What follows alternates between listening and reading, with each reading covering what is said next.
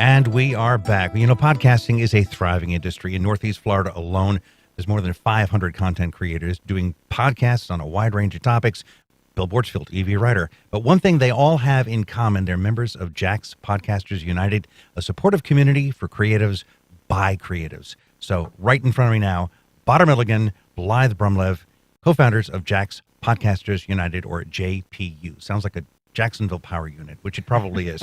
So thanks for being here, guys. And again, I will admit freely, podcasting not yet in my window. So tell us more about Jax Podcasters United and what you do for those who do podcast. Well, I will say you do have a wonderful radio voice, if no one's ever told you that. I think it'd work well in podcasting. So the Jax Podcasters United, or JPU as we like to call it, is a networking group. Really, it's a community of podcasters here in Northeast Florida and beyond. Honestly, we've had a lot of people from out of state show up to some of our meetups.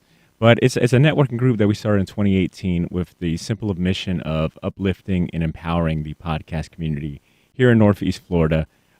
We meet on a quarterly basis. We do workshops. We do webinars. A lot of it, 99% of it, is free. We team up with local sponsors like Buzzsprout, one of the biggest podcast hosting companies in the world, to throw these events. And we help aspiring as well as veteran podcasters level up their game, find ways to monetize their shows, and really anything else that we could do to support the podcast scene here in Northeast Florida. Yeah, because when you think about podcasting, especially when you're a podcaster, it's very lonely. You don't really have a team. It's a team of one. And a lot of the audience that you're talking to, you don't get to interact with them. And so for our meetups, which have a networking component and then an educational component, really are designed to help those aspiring podcasters. And we really, really push the value of community over competition. And so that is our bread and butter. And so we do that in a variety of ways, whether that is in-person meetups, which we truly believe in, and then also with online education through content. Yeah, for those of us who spent 2.5 years in their bedroom doing news at my previous job because of COVID and not having that personal connection, I am so in love with being in a newsroom with human beings to interact and toss ideas with. And I do understand that if you're staring at a cell phone with a ring light for half an hour doing a blog, that's not fun, that's not interactive, and please tell them to take off their glasses.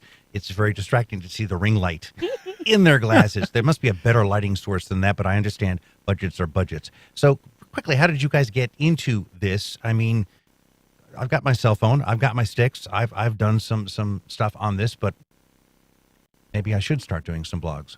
So how did you get involved? Well, for me, I really got started with podcasting because I come from a radio background as well. I was a co-host of a show called Helmets and Heels on 1010XL for 5 years, Jaguars kickoff, that kind of thing.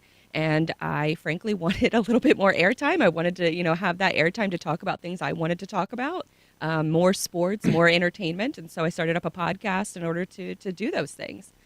Did that for a while, and then it transitioned into more of my full-time role, which is in logistics and supply chain, which is an odd, sort of shift from sports and entertainment to logistics and supply chain. So now I host a show there, and using that show, we kind of teamed up with his show as well. So now we co-host a show together, along with the JPU group, and kind of helping facilitate that growth. But Badr's been a podcaster for longer than I have. So I started in 2014. Badr, you started in 2012. Someone came up to me and said, "Hey, you like to talk a lot. You want to get on the mics and talk?" Wow, is that a 16 millimeter film camera? Someone cranking it then?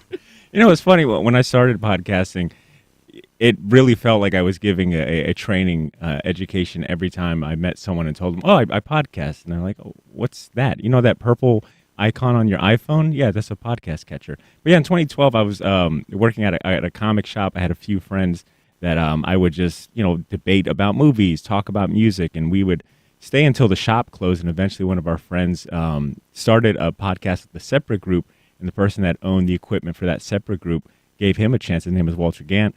Hey, if you ever want to use the equipment to do your own podcast, feel free to. So Walt invited myself and Drew to start the Shortbox podcast, and I've been doing that since 2012, and we launched the JPU in 2018. So yeah. So you stress the in-person, and indeed, I was actually on a podcast during COVID talking about science fiction, and we had some really cool guest stars, and there were 2 or 3 of us because I've got the broadcasting background, and there was somebody else involved, and so I do understand how much fun that is. It's a little sloppy. I mean, you really should be producing or pre-producing some of these segments. So are you helping podcasters streamline and clean up the product so that it's actually watchable, listenable?